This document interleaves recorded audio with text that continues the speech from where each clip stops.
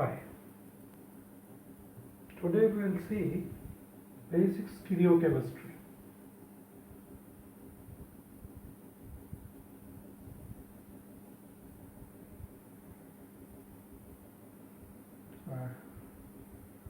This is basic stereochemistry 1. यहाँ पे हम थोड़ा बेसिक स्टीरियोकेमिस्ट्री का रिवीजन करेंगे. तो इसमें क्या देखना है? हमें देखना है कि representation of tetrahedral carbon. So tetrahedral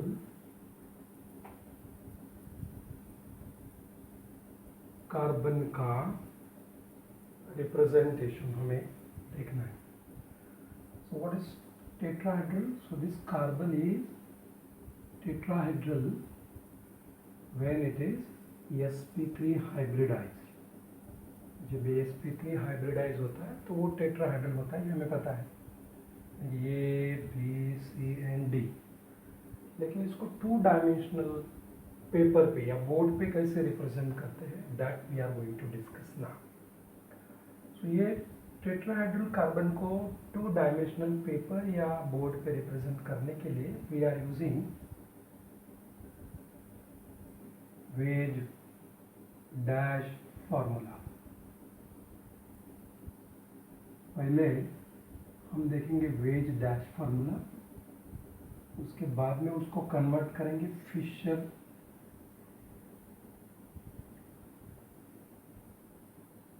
formula में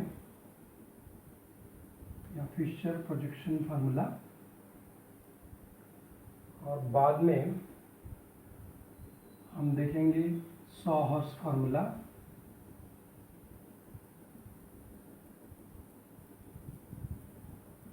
और बाद में देखेंगे न्यूमैन प्रोजेक्शन फार्मूला. सो इस टेट्राहेड्रल कार्बन को वेज डैश फार्मूला में कैसे लिखते हैं, बाद में फिशर में कैसे लिखते हैं, बाद में फिशर का कन्वर्शन सॉहर्स में कैसा होता है, सॉहर्स का कन्वर्शन न्यूमैन में कैसा होता है, that we are going to discuss now. Again, when this carbon is tetrahedral, I would say A, B, C and D, और अगर इसको 2 डायमेंशनल पेपर या बोर्ड पे अगर लिखना है तो क्या करते हैं? तो 2 लाइन यानी कि 2 बॉन्ड हमेशा पेपर पे रहते हैं या कि बोर्ड पे रहते हैं, and 1 bond is lying behind the plane. This is the plane. एक बॉन्ड बोर्ड के पीछे रहेगा, तो उसको डैश से दिखाते हैं. And 1 bond is always projecting towards the viewer, यानी कि above the plane जा रहा है. तो अगर हम कहेंगे ये B, C and D, या तो ऐसे लिखो या तो ऐसे लिखो. दिस साइड भी आप लिख सकते हो, कोई प्रॉब्लम नहीं. यानी कि ये है B, C and D. मैंने खाली क्या किया, इसका एक मिरर इमेज बनाया. सो ये हो गया tetrahedral carbon when we represent on 2 dimensional paper और 2 डायमेंशनल बोर्ड. सो इनमें क्या होते हैं, फिर से रिपीट करता हूँ कि 2 बॉन्ड हमेशा जो सिंपल लाइन से दिखाए गए वो ऑन द पेपर है, जो बॉन्ड डॉटेड लाइन से दिखा है वो बिहाइंड द प्लेन है, और जो बॉन्ड ब्रॉड वेज से दिखा है that is projecting about the plane. ये हो गया वेज डैश फार्मूला में. अगर इसका कन्वर्शन हमें फिशर में करना है तो कैसे लिखेंगे? अभी इसका कन्वर्शन करेंगे हमें फिशर में कैसे करेंगे? So you have to draw 1 cross, 1 horizontal line and 1 vertical line. What does it mean? ये कैसे, इसका मतलब क्या हुआ? जो भी बॉन्ड इस हॉरिजॉन्टल लाइन पे है, they are actually lying on the plane. तो बॉन्ड जो है वो lying the plane, and जो बॉन्ड वर्टिकल लाइन पे है they are below the plane. यानी कि ये मॉडल अगर बना है तो इसको ऐसे इस तरह रोटेट करो कि इसको उठा के ऐसे फैलाओ। ये जो दो है, ये जो है मतलब broken wedge and broad wedge, ये हमेशा हॉरिजॉन्टल लाइन पे आएगा, और जो प्लेन के ऊपर है ये एंड डी, वो पीछे तरफ जाएगा, मतलब वो वर्टिकल लाइन पे आएगा। सो इसको खाली यहाँ देख के इसको यहाँ पे उठा के ऐसे रखना है। तो ये ब्रोकन लाइन जो है हमेशा इधर रहेगी बी, और जो सी है जो अबाउ द प्लेन है वो सी यहाँ रहेगी। तो इसको यहाँ से अगर रोटेट किया तो ये ए यहाँ रहेगा और डी यहाँ रहेगा, यानी कि ए एंड डी अभी प्लेन के पीछे चले गए एंड सी एंड बी जो है वो अबाउ प्लेन के ऊपर आ गए। तो इस तरह रिप्रेजेंट कर सकते हैं। किसी भी मॉलिक्यूल को आप तोड़ नहीं सकते। You have a liberty to rotate that molecule through 360 degree, कितना भी घुमाओ कोई फर्क नहीं पड़ेगा। लेकिन अगर आप बॉन्ड टूट गए तो आपका स्ट्रक्चर रॉन्ग हो जाएगा। सो ये याद रखो मोटे मोटे तरफ कि जो ब्रोकन वेज है वो इस पे लिखना है हॉरिजॉन्टल लाइन पे, और प्रोजेक्टेड लाइन जो अबाउ द प्लेन है उसको भी यहाँ पे लिखना है हॉरिजॉन्टल लाइन पे। जो दो ऑन द प्लेन है वो बिहाइंड द प्लेन चले जाएंगे। ये हो गया कि अगर मॉलिक्यूल के अंदर सिंगल कायरल कार्बन है तो कैसे लिखते हैं। This is single chiral carbon. Chiral क्या है वो बाद में लिखेंगे, आपको पता है क्या है। इन दिस वीडियो वो मैं डिस्कस नहीं करूँगा। तो कायरल कार्बन अगर ये एक है तो उसको इस तरह 2 डायमेंशनल पेपर पे हम लिख सकते हैं। अगर 2 कार्बन प्रेजेंट है तो क्या करते हैं। So there are 2 carbons present. So उसको पहले वेज फार्मूला में, वेज डैश फार्मूला में कैसे लिखते हैं। सो ये ऐसी जिगजैग लाइन आपको ड्रॉ करनी पड़ेगी। यहाँ पे एक कायरल कार्बन है, यहाँ पे एक कायरल कार्बन है। अभी देखो दो ये का इस कायरल कार्बन पे 2 लाइन ऑन द पेपर हो गई, ऑन द प्लेन हो गई, तो आपको ये एक लाइन ब्रोकन वेज की तरह दिखाना पड़ेगा, और ये एक लाइन आपको on the above the plane दिखाना पड़ेगा। तो यहाँ पर भी एक कायरल कार्बन है, ये भी कायरल कार्बन है, तो ये ऐसे दिखाओ और ये सॉलिड वेज से दिखाओ। यानी कि अगर ये A B C D E and F हो गया तो इस तरह आपको 2 कायरल कार्बन इस तरह आप वेज डैश फार्मूला में लिख सकते हो, वेज डैश फार्मूला में लिख सकते हो। इसका कन्वर्शन अगर फिशर में करना है तो क्या करना है। फिशर में अगर 2 कायरल कार्बन के लिए आपको एक वर्टिकल लाइन और 2 हॉरिजॉन्टल लाइंस ड्रॉ करनी पड़ेगी। तो ये जो इंटरसेक्ट हो रही है 2 लाइन, यहाँ पे आपका कायरल कार्बन आ गया, जो कि सी लिखने की जरूरत नहीं है। अभी इसका मीनिंग पहले समझ लो, बाद में हम उसको कन्वर्ट करेंगे। तो मीनिंग क्या है कि ये जो बॉन्ड है, मतलब ये टर्मिनल बॉन्ड्स में वर्टिकल लाइन के ऊपर की दिखा रहा हूँ पहले, वो है बिलो द लाइन, मतलब बिलो द प्लेन। जो मिडल वाला सेक्शन है इस वर्टिकल लाइन का वो ऑन द प्लेन है, और जो लास्ट सेगमेंट है यानी कि ये सेगमेंट वो भी ब्रोकन है, यानी बिलो द प्लेन है।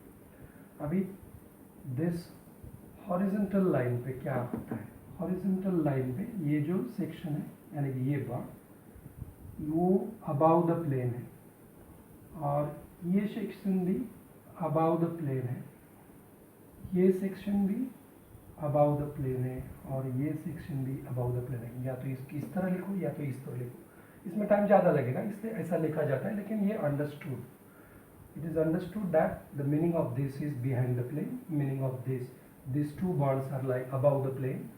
The middle section of this vertical line is lying on the plane. That's why represented by simple line, and the rest is mentioned here. Now, यहाँ पे हो गया A, इसको चेंज नहीं करना है। अभी जो ब्रोकन लाइन है अगर लेफ्ट साइड में है तो वो लेफ्ट साइड में ही आएगा, और ये सॉलिड है तो C आएगा। अभी ये देखो ब्रोकन लाइन लेफ्ट साइड पे जा रहा है, हमारे लेफ्ट साइड पे जा रहा है जो डी का, तो डी यहाँ पे ही रहेगा, तो ये इधर आएगा, एंड फाइनली जो है वो एफ यहाँ पे आएगा। इस तरह इसका कन्वर्शन होता है। लेकिन इसका मीनिंग पहले समझ लो। अगर इसका कन्वर्शन यानी कि ये जो फिशर प्रोजेक्शन है, ये हो गया फिशर प्रोजेक्शन, फिशर फार्मूला हो गया फिशर। अब इसका कन्वर्शन हमें 100 हर्ट्ज में करना है, क्योंकि आप देखोगे ये बॉन्ड और ये बॉन्ड, ये बॉन्ड और ये बॉन्ड, ये दोनों, ये सारे के सारे बॉन्ड एक दूसरे को कोइंसाइड कर रहे हैं, मतलब एक दूसरे के पीछे आ रहे हैं। तो इसका मतलब ये फिशर, ये जो फार्मूला है ये इक्लिप्स है। सो ये इक्लिप्स फॉर्म है, इक्लिप्स फॉर्म में। अगर स्टैगर्ड फॉर्म में रिप्रेजेंट करना है तो फिशर कुछ काम का नहीं है। स्टैगर्ड फॉर्म में यानी कि आपको ये कार्बन को रोटेट करने के लिए you have to convert this into 100 hertz projection formula. तो इसको 100 हर्ट्ज में कन्वर्शन करना पड़ेगा। 100 हर्ट्ज के लिए क्या करते हैं, सो आपको एक ड्रॉ लाइन करनी पड़ेगी, यानी कि वर्टिकल लाइन को 45 के एंगल में ऐसे ड्रॉ करो, और ये 3 बॉन्ड, टर्मिनल वाले 3 बॉन्ड आप पहले रिप्रेजेंट करो। आई रिमूव दिस पार्ट, जगह नहीं इसलिए। सो ये आपको इस तरह लिखना पड़ेगा। अभी देखो ये लाइन और ये बॉन्ड दोनों पैरेलल है, ये बॉन्ड और ये बॉन्ड पैरेलल है, ये बॉन्ड और ये बॉन्ड पैरेलल है, एग्जैक्टली सिमिलर है। अभी देखो ये लास्ट सेगमेंट आपको पता है कि ये बिलो द प्लेन है, तो इसलिए ये बिलो द प्लेन आ रहा है। अगर प्लेन यहाँ पे कंसिडर करेंगे तो ये यहाँ पे आ गया। बी दिस साइड है और अबाउ द प्लेन है, यानी कि above the plane this side. So B यहाँ पे आएगा, इस तरह सी यहाँ पे आएगा, तो ई यहाँ पे आएगा, डी यहाँ पे आएगा, और जो एफ है वो नीचे चला जाएगा, क्योंकि ये मैंने पहले ही बता दिया कि वो बिलो द प्लेन है। अभी इसको रोटेट कर सकते हो आप, रोटेट। अगर मैंने इसको 180 डिग्री में रोटेट किया तो क्या करना है, एक कोई ये कार्बन या ये कार्बन फिक्स करो और दूसरे कार्बन को रोटेट करो। तो 180 डिग्री में मैं ये फिक्स रखूंगा, और इसको अगर रोटेट किया मैंने तो क्या होगा, तो ये मेरा फिक्स है, B C and A fix है। अभी क्या कर रहा हूँ मैं, इसको रोटेट कर रहा हूँ क्लॉकवाइज या एंटी क्लॉकवाइज। 180 यानी ये जो लाइन है ये यहाँ पे आएगी, मतलब ये यहाँ पे आएगी, ये वाली। इसको ऐसा रोटेट करेंगे और ये जो 2 बॉन्ड है वो नीचे चले जाएंगे, ये 2 बॉन्ड नीचे तरह जाएंगे, और मैंने क्लॉकवाइज डायरेक्शन में उसको रोटेट किया है। तो अब देखो ये एफ अगर यहाँ पे चला गया तो ये डी यहाँ पे आएगा और ई यहाँ पे आएगा। ये बहुत जरूरी है, ये इमेजिन करना बहुत जरूरी है। आप अब देखोगे इस मॉलिक्यूल को यहाँ से अगर देखोगे, so this bond is lying in between here, और हर एक बॉन्ड यहाँ पे और यहाँ पे आ रहा है, मतलब कोई भी बॉन्ड कोइंसाइड नहीं हो रहा है, एक दूसरे को पैरेलल नहीं है। तो अगर पैरेलल नहीं है यानी कि डायहेड्रल एंगल जो है वो यहाँ पे 0 नहीं है, यहाँ पे डायहेड्रल एंगल, सब बॉन्ड पैरेलल है, यानी कि जो एंगल है 2 बॉन्ड के बीच में वो 0 है। तो इसका डायहेड्रल एंगल 0 है, यहाँ पे डायहेड्रल एंगल 0 नहीं है, तो इसको बोलते हैं स्टैगर्ड कन्फॉर्मेशन, स्टैगर्ड कन्फॉर्मेशन। सो इसमें इस तरह आप दिखा सकते हो, लेकिन by using 100 horse formula, 100 horse से। अगर 100 हॉर्स का कन्वर्शन आपको न्यूमन में करना है, न्यूमन भी और एक सिंपल सा स्ट्रक्चर है, सिंपल प्रोजेक्शन फार्मूला है। तो उसके लिए क्या करते हैं, आपको as if you are watching this molecule here, इस बॉन्ड में से आप उसको देख रहे हो, ऐसा देखते हैं यहाँ से, तो आपको एक सर्कल ड्रॉ करना पड़ेगा, और ये जो है ये बॉन्ड, तो ये यहाँ के सेंटर पे आएगा सर्कल के, यहाँ से 3 लाइन प्रोजेक्ट हो रहा है, ऐसा आपको दिखेगा, ये वाली और ये वाली, लिख लो ए बी डी एंड ई। लेकिन whenever you watch this molecule here, you cannot see this carbon, ये कार्बन नहीं देख सकते आप। यहाँ पे अगर देखोगे तो ये इसके पीछे आ रहा है, इसलिए ये देख नहीं पाओगे, लेकिन ये 3 लाइन आपको देखने में मिलेगी।